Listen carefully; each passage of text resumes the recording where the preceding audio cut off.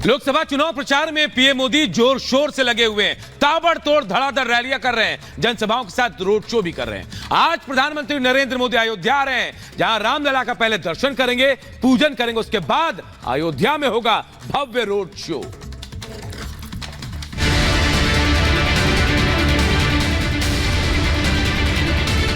जय श्री राम 400 वाला परिणाम।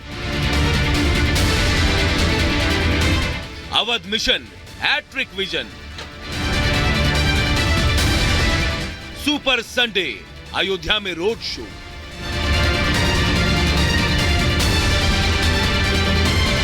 बिल्कुल जीतेंगे 400 पार।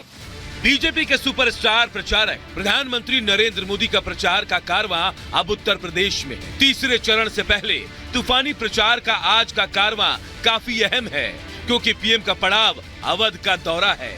7 मई को तीसरे चरण की वोटिंग है। ऐसे में बीजेपी के पक्ष में पीएम मोदी ने पूरी ताकत झोंक दी है।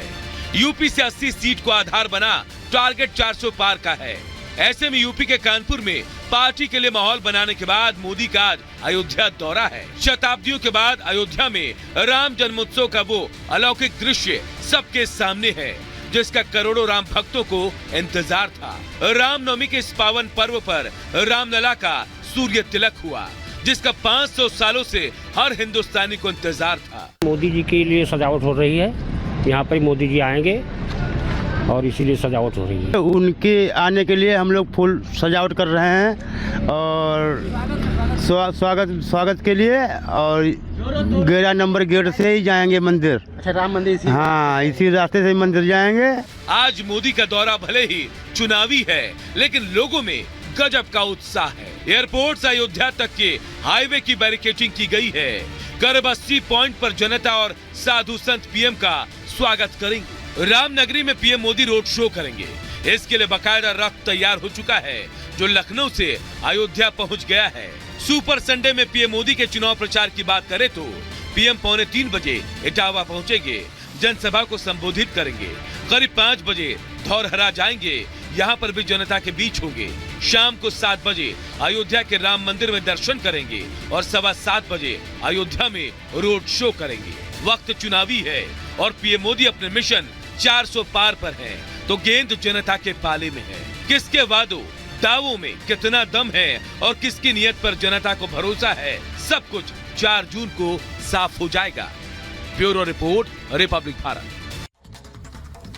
और इस बीच एक बड़ी खबर आपको बता दें, राहुल गांधी पर बीजेपी के उम्मीदवार दिनेश सिंह ने बड़ा हमला बोला और कहा कि राहुल गांधी मेरे कॉम्पिटिटर नहीं है, बीजेपी का संगठन रायबरेली में मजबूत है। तो ये बड़ी खबर आपको बता दें, बीजेपी के रायबरेली से उम्मीदवार है दिनेश सिंह, जिन्होंने राहुल गांधी पर बोला बड़ा हमला और ये कहा कि रायबरेली में मेरी जीत है, राहुल मेरे लिए कॉम्पिटिटर नहीं है।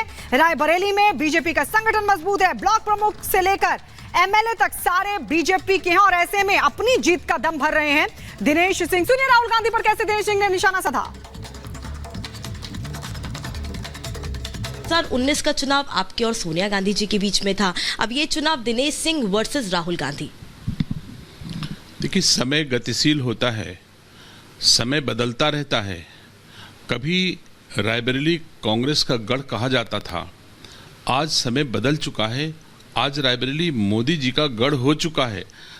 अगर आप नहीं मान सकते तो देख सकते हैं कि कांग्रेस के पास रायबरेली में एक ना प्रधान है, ना एक ब्लॉक प्रमुख है, ना एक विधायक है, ना एक एमएलसी है, ना एक जिला पंचायत अध्यक्ष है, और मैं कहता हूं सांसद भी नैतिक रूप से कांग्रेस का नहीं है।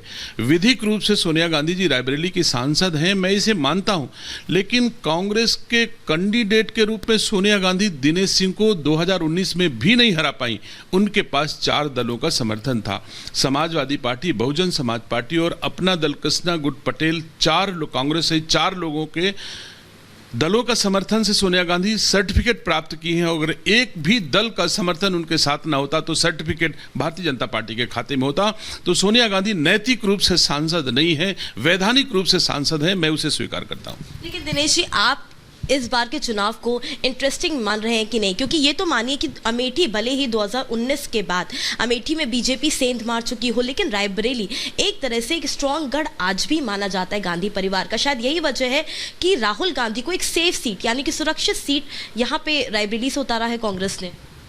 जब भी कोई पत्रकार दिल्ली में बैठ करके रायबरेली को देखता है तो उसकी नज़र में रायबरेली गांधी का गढ़ जरूर दिखता है।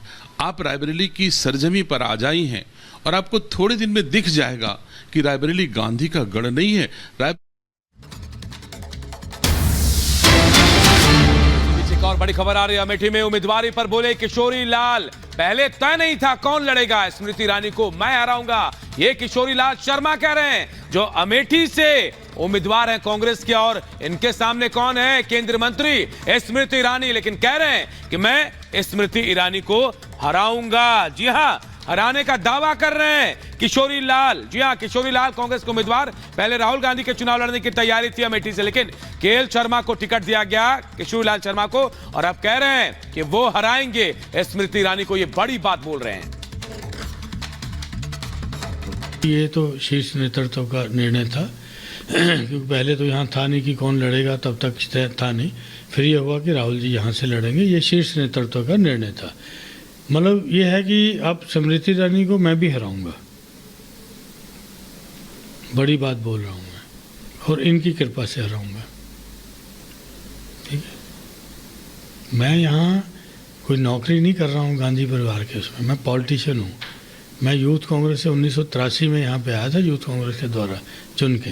ठीक है, कोई कांग्रेस से एक सैलरी नहीं लेता हूँ कि कोई तनख्वाह लेता हूँ, शुद्ध रूप से पॉलिटिशियन हूँ। ठीक है, जो लोग कहते हैं कि ये वो, इनसे बड़ी शायद अब नहीं होगी बड़ी, लेकिन जब मैं आया था इनसे बहुत बड़ी हैसियत में रखता था तब भी।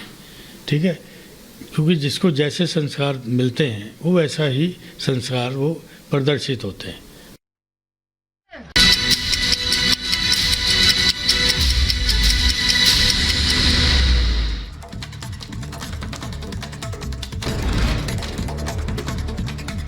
सूरत के मौलवी की नई चैट आई सामने। चैट में की गई हत्या करने की बात, हत्या के बदले पैसे लेने का दिया गया ऑफर। चैट में उपदेश राणा को भेजी गई फोटो।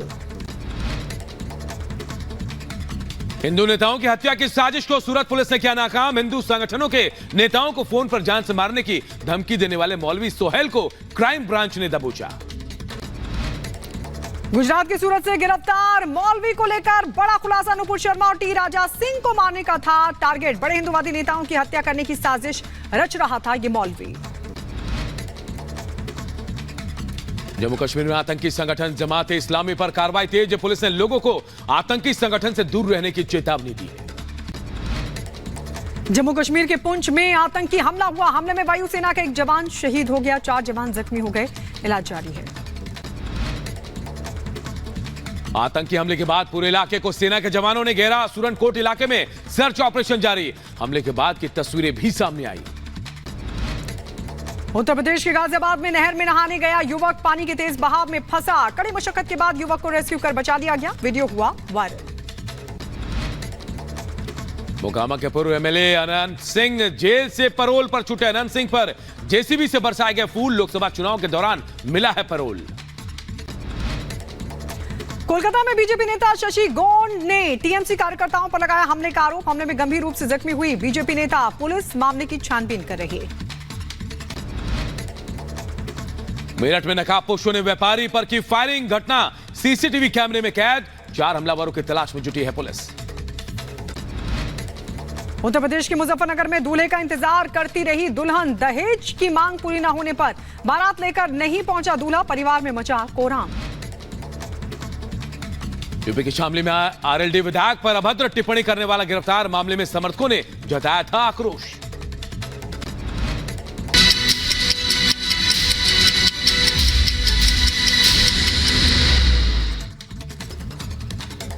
तो देश भर में माहौल पूरी तरीके से चुनावी हो चुका है। 2 फेज की वोटिंग हो चुकी है। बारी 7 मई को तीसरे फेज की वोटिंग की है। लेकिन इस बीच मध्य प्रदेश के भिंड में लोग क्या हिंट दे रहे हैं, हमारी सहयोगी सृष्टि पांडे की रिपोर्ट देखिए।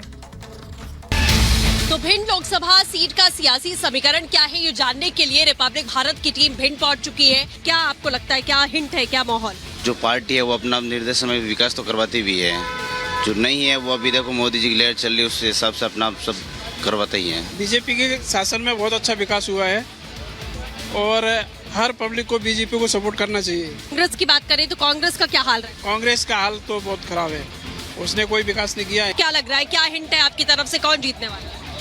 नहीं जीतेगी बीजेपी, लेकिन विकास कोई ज्यादा नहीं है। भाई साहब क्या हिंट है आपका, क्या लग रहा है कि इस बार कौन भिंड से जीतने वाला है? भिंड से तो बीजेपी आएगी। बीजेपी आएगी। वजह क्या कुछ देख पा रहे हैं आप लोग यहाँ?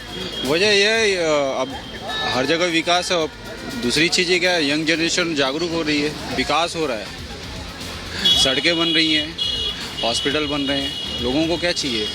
क्या लग रहा है भैया विकास? बहुत कार्य किया, बहुत विकास किया है बीजेपी ने, और बीजेपी की सीट आ रही है यहाँ पे। चाहे लाडली बहना हो या खाद्यान्न हो या अन्य कई विकास कार्य बड़े हों, मेडिकल कॉलेज भी माननीय मुख्यमंत्री जी घोषणा करके गए हैं, जहाँ तक है बहुत जल्द मुहैया कराया जाएगा भिंड जिले को। हाईवे 92 है, उसको भी 6 लाइन बनाने के लिए बीजेपी ने हर गाँव में की है, अभी नल जल भी हर गाँव में जहाँ तक है पहुँच रही है। क्या हिंट है आपकी तरफ से, क्या लगता है कौन जीत? जीते 35 साल का रिकॉर्ड टूटेगा यहाँ पे।